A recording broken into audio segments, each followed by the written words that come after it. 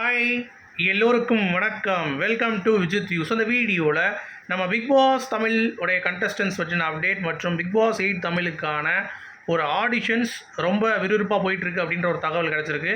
So அதை பற்றி வந்து பேச போகிறோம். அது மட்டும் இல்லாமல் சுசித்ரா அவர்கள் என்னடா அது அப்படின்ற மாதிரி ஒரு விஷயம். ஸோ அதையும் வந்து பேச போகிறோம். ஸோ டோட்டலாக வந்து ஒரு 3 டாபிக் பற்றி பார்க்கலாம்.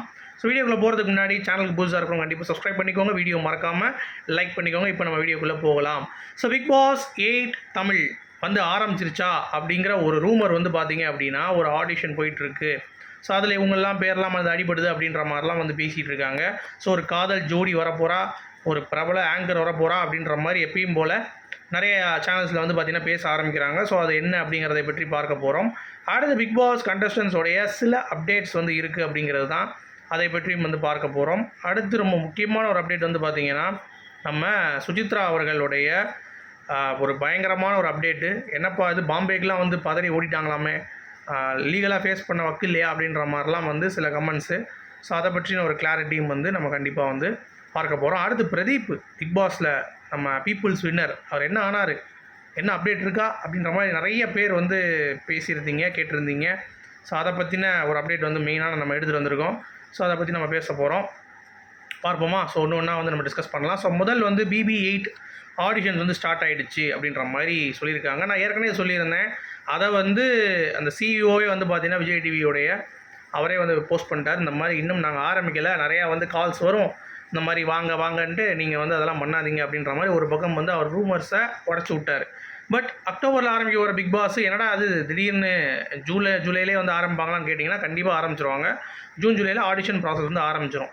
பட் ஜூன் 20க்கு மேலே தான் வந்து அதை ஸ்டார்ட் பண்ண போகிறாங்க அப்படிங்கிறது தான் அப்டேட். ஓகேவா, ஆடிஷன் பொறுத்த வரைக்கும். ஆனால் நீங்கள் இதில் நல்லா கவனிச்சிங்கன்னா எப்படி இவங்க இன்னும் சோஷியல் மீடியா இன்ஃப்ளூயன்சர்ஸே வந்து நம்ம வந்து கூப்பிட்டுக்கலாம் அப்படின்ற மாதிரி பிளான்ஸில் இருக்காங்க போல தெரியுது. ஏன்னா டிடிஎஃப் வாசன் இப்போ கைதாகி பயங்கர ட்ரெண்டிங்கில் வந்து இருக்கார் அப்படிங்கிறது. இன்னொரு பக்கம் ஷாலின் ஜோயா குக் வித் கோமாளில் தமிழை வந்து பிச்சு கொதறி இந்த மாதிரி பேசுகிறாங்க. அப்படிங்கிறப்ப நம்ம விவேக் வந்து சொன்ன மாதிரி தான், ஏய் இந்த பொண்ணு எப்படி தமிழ் பேசிட்டு பார்த்தியாடா அப்படின்ற மாதிரி அந்த ஒரு கேட்டகரியில் வந்து அவங்கள வந்து தூக்கிட்டு வரலாம் அப்படின்ற மாதிரி ஒரு காதல் ஜோடியை இறக்கிடலாம் அப்படின்ற மாதிரி டிடிஎஃப் வாசனையும் சாலின் சோயா அவர்களையும் இறக்கி விட்டோம் அப்படின்னா கண்டென்ட் வந்து கூஞ்சிரும் அப்படின்ற மாதிரி ஒரு பிளான் பண்ணியிருக்காங்க அப்படின்றது தான் அப்டேட்டு.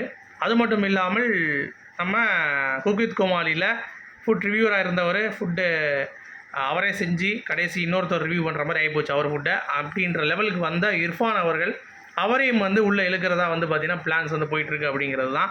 என்னடா அவனுங்க இன்ஃப்ளூயன்சர் அளவுக்கு வந்து இறங்கிட்டாங்களே அப்படின்ற மாதிரி ஒரு பக்கம் இருந்தாலும், இன்னொரு பக்கம் வந்து பார்த்தீங்க அப்படின்னா சரி ஓகேப்பா ஏதோ ஒன்று ட்ரெண்டிங்காக எடுத்து போட்டோம்னா அங்கிட்டு 4-5 கண்டென்ட் கிடைக்கும் அப்படின்ற மாதிரி குஷியாக தான் இருக்கிறார்கள் அப்படிங்கிறது தான். ஆனால் நான் என்ன யோசிக்கிறேன் அப்படின்னா கண்டிப்பாக குக் வித் கோமாளி வந்துட்டாங்கன்னா அடுத்து உடனே இதை எடுத்து போடுறது அப்படிங்கிறதுலாம் வந்து வாய்ப்புகள் மிக மிக கம்மி. இங்கேருந்து வேணால் அங்கே போவாங்களே தவிர அங்கேருந்து பிக் பாஸ் வராங்களா அப்படிங்கிறது நமக்கு வந்து தெரியல. ஸோ இது வந்து நிறையா ஆர்டிகல்ஸில் வந்து வர ஆரம்பிச்சிருச்சு. இப்போ பிக் பாஸ் இதை பற்றி நீங்கள் தேடினாலே இந்த மாதிரி விஷயங்கள்லாம் வந்து போடுறாங்க. என்னை பொறுத்த வரைக்கும் இது வந்து எப்பயும் போல் இந்த மாதிரி நிறைய விஷயங்கள் வரும் தெரியுமா, இவர் வராரு அப்படி வராரு அப்படின்ற மாதிரி, அந்த மாதிரி தான் இது வந்து இருக்கும்னு நினைக்கிறேன். இன்னொரு ஒரு பிரேக்கிங்கான அப்டேட் என்னென்னா மாக்காப்பா வந்து எப்பயுமே சொல்லிட்டு இருக்காங்க இந்த வட்டம் வராருன்னு சொல்லி நினச்சிட்டு இருந்தோம். ஆனால் இந்த வட்டமும் வந்து பேசியிருக்காங்க மாக்காப்பா வந்து நீங்கள் உள்ளே வாங்க அப்படின்ற மாதிரி. ஏன்னா பிரியங்கா உள்ளே தூக்கிட்டு போயாச்சு, போய் செய்யின்னு செஞ்சு அனுப்புனாங்க. அந்த மாதிரி மாக்காப்பா வந்து நல்ல பேரில் இருக்கார்ல, ஸோ உள்ளே போய் செய்யின்னு செஞ்சுருவோம் அப்படின்ற மாதிரி ஒரு பிளான் போட்டாங்களா அப்படிங்கிறது தெரில. அவரும் வந்து கூப்பிட அவரும் வந்து முன்னாடி அவங்க வந்தாங்கன்னா இவர் பின்னாடி பேக் வச்சுட்டு அப்படியே வந்து ஓடிட்டுருக்கார் அப்படிங்கிறது பார்க்க முடியுது. ஸோ இப்போ என்ன தான்ப்பா பிரச்சனை அப்படின்னு சொல்லி பார்த்தீங்கன்னா ஒரு பிரச்சனையும் கிடையாது. இன்னும் வந்து ரூமராகத்தான் போய் கொண்டிருக்கிறது. ஒரு அஃபீஷியலான கிளியரான ஒரு அப்டேட் வந்து பார்த்திங்கன்னா இன்னும் வந்து வரலை அப்படிங்கிறது தான். மேபி ஜூன் 20க்கு மேலே நம்ம ஆடிஷன்ஸ்லாம் வந்து ஆரம்பிக்கும். அப்பப்போ நமக்கு வந்து பெயர்கள் கிடச்சிச்சு அப்படின்னா நம்ம அதற்கான ஒரு வீடியோ வந்து பண்ணலாம் அப்படிங்கிறது என்னுடைய ஒரு அப்டேட்டு. ஓகேவா, அடுத்து பிக் பாஸுக்கு வந்துட்டு போனவங்களில் பயங்கரமான ஒரு ரேஞ்சுக்கு வந்து போனவங்க அப்படின்னு சொல்லி பார்த்தீங்கன்னா கண்டிப்பாக தாமரை செல்வி நான் சொல்லுவேன். ஏன்னா அவங்களுடைய வளர்ச்சி அப்படிங்கிறது வந்து வேறு லெவலில் இருக்குங்க. அதாவது ஒரு தெருவில் ஒரு கச்சேரியில் சும்மா டான்ஸ் ஆடிட்டு இருந்த ஒரு நாடக கலைஞராக வந்து பார்த்திங்கன்னா இருந்தவங்க யாருக்குமே தெரியாது, அத்தனை பேர் வந்து இருக்காங்க. பட் அவங்கள வந்து முத்துச்சிற்பி மூலமாக ஒரு பிக் பாஸ் ஷோவுக்கு வந்து நம்ம எடுத்துகிட்டு வருவோம்னு சொல்லிட்டு அவர் ரெக்கமெண்டேஷனில் உள்ளே போகிறாங்க. உள்ளே போய் சும்மாலாம் இல்லை, கண்டென்ட் கொடுக்குறேன் அப்படின்ற ஒரு இடத்துல வந்து பார்த்திங்கன்னா பக்காவாக வந்து விளையாண்டுட்டு அவங்க வந்து லாஸ்ட்டாக ஒரு டாப் 5க்கு கொஞ்சம் முன்னாடி வந்து வெளியே வந்துடுறாங்க பிக் பாஸ் 5ல். ஆனால் அதுக்கடுத்து அல்டிமேட் உள்ளே போய் சும்மா பயங்கரமாக சிதற விடுறாங்க. ஆனாலும் வந்து டாப் 5 தான் அவங்களால வர முடியுது, கப்பு ஜெயிக்க முடியல. அதெல்லாம் ஒரு பக்கம் விடுங்க, கப்பு ஜெயிக்கிறாங்களோ தோக்குறாங்க அது முக்கியம் கிடையாது. பட் அதன் மூலமாக கிடைக்கக்கூடிய அந்த ஒரு ஒரு என்ன சொல்கிறது, ஒரு பிரேக்கிங்கான ஒரு அப்டேட் இருக்குது தெரியுமா, நமக்கு ஒரு வெளிச்சம் கிடைக்குன்னு சொல்லுவாங்கல்ல பிக் பாஸில், அது உண்மையிலேயே யாருக்கு கிடச்சிதுன்னா அவங்களுக்கு தான். ஏன்னா அடுத்தடுத்து பேக் டு பேக் பெரிய பெரிய மூவிஸ்க்கு சின்ன சின்ன ரோல் வந்து கேட்டு பண்ணிகிட்டு இருக்காங்க. அதெல்லாம் இன்னும் ரிலீஸ் ஆகாமல் இருக்குது. நிறையா சீரியல்ஸ் வந்து பார்த்திங்கன்னா பண்ணுறாங்க. ஒரு யூடியூப் சேனல் ஆரம்பித்து அதுலேயும் வந்து ஒரு பிரேக் த்ரூ வந்து கிடச்சிருக்கு. Plus couple of ad shoots, இந்த மாதிரி நிறைய விஷயங்கள் வந்து தாமரை அப்படிங்கிறது ஒரு கெத்தாக வந்து போயிட்டுருக்கு அப்படிங்கிறத பார்க்க முடியுது. பட் இருந்தாலும் என்னப்பா இது வந்து நார்மலாக எல்லாத்துக்கும் கூட வளர்ச்சி தானே, இது என்ன பெருசாக சொல்கிறீங்க அப்படின்னா அப்படி கிடையாதுங்க.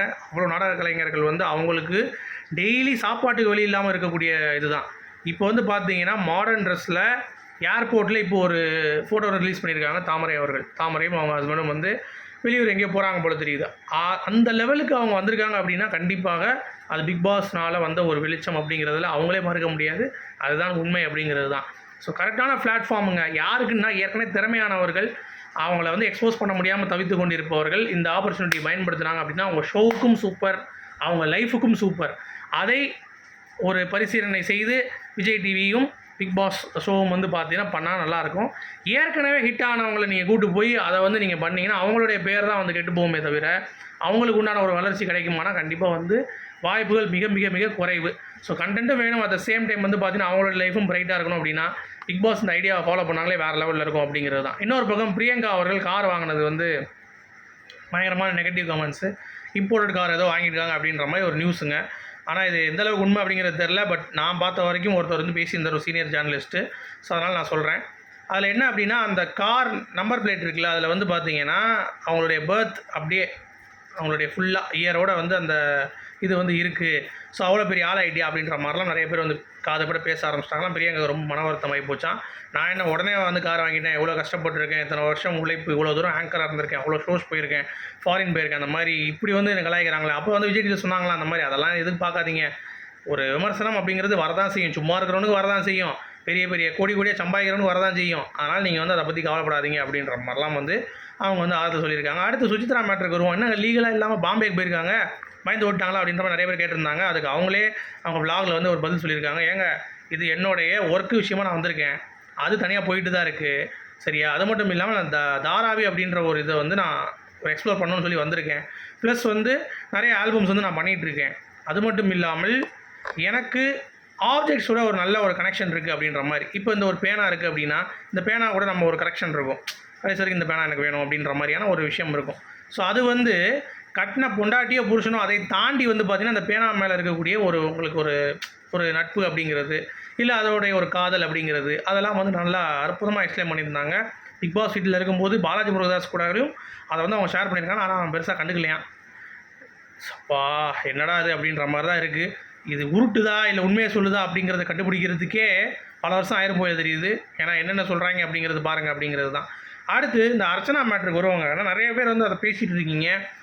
இன்னும் ஆட் பண்ணுறாங்க, படம் பண்ணுறாங்கன்னாங்க, பெரிய ஹீரோயினாக போகிறாங்கன்னாங்க, இப்போ என்னடானா ஆட் பண்ணுறாங்க, வருஷம் ரின்னு ஆட் வராங்க, வாஷிங் மிஷின் ஆட் வராங்க, என்னங்க நீங்கள் அப்படின்ற மாதிரிலாம் வந்து கேட்டாங்க. என்னை பொறுத்த வரைக்கும் நான் நேற்று சொல்லிட்டேன், அதை அவசரமாக போனாலும் நேற்று டக்குன்னு சொல்லிட்டு முடிச்சிட்டேன். ஒன்றுமே இல்லாமல் வீட்டில் சும்மா இருக்கிறதுக்கு ஏதாவது ஒன்று பண்ணலாம், வேலை வெட்டி இல்லாமல் சும்மா இருக்கிறதுக்கு அப்படிங்கிறது தான். ஏன்னா நான் ஹீரோயின் தான் ஆவேன் அப்படின்னு உட்காந்துருந்தா கடைசி வரைக்கும் கிளவியே தான் ஆக முடியும், ஹீரோயின்லாம் ஆக முடியாது. ஸோ கிடைத்த வாய்ப்புகளே கரெக்டாக யூஸ் பண்ணிகிட்டு இருக்காங்க அப்படிங்கிறது பார்க்க முடியுது. அதுமாதிரி வனிதா அவர்களுடைய தண்டுபாளையம் அப்படின்னு சொல்லிட்டு ஒரு மூவி வந்து ரிலீஸ் ஆக போகுது. அது வந்து ப்ரீவியூஷுவலாக பயங்கர ரெஸ்பான்ஸாக அப்படின்னு சொல்கிறாங்க. ஆனால் படம் வந்து பார்த்துட்டு சோனியா அவர்களுக்கும் ஒரு நல்ல ஒரு கேரக்டர் கொடுத்துருக்காங்க அப்படின்ற மாதிரி சொல்கிறாங்க. ஒரு ராவாக இருக்குமா, பயங்கரமாக இப்படி இருக்க போகுதுன்னு தெரியல.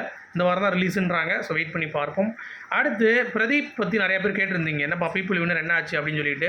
அவர் வந்து ஒரு நல்ல வாய்ப்புக்காக வெயிட் பண்ணிகிட்டு இருக்கார். ஒரு ப்ராஜெக்ட் வந்து சைன் பண்ணியிருக்கார் போல். பட் அதுக்கான ஷூட்டிங் இன்னும் ஆரம்பிக்கல அப்படின்ற மாதிரி சொல்கிறாங்க. பட் டேரக்டராகவும் நிறைய விஷயங்கள் வந்து ட்ரை பண்ணிகிட்டு இருக்காராம். ஸோ முடிஞ்சால் கண்டிப்பாக நான் சொல்லாமல் எங்கே போகிறேன் அப்படின்ற மாதிரி வந்து பேசியிருக்காரு. ஸோ வெயிட் பண்ணி பார்க்கலாம். ஸோ உங்களுடைய கருத்துக்கள் சொல்லுங்கள். மீண்டும் நாளை இன்னொரு வீடியோவில் சந்திப்போம். அது வரைக்கும் குட் பை.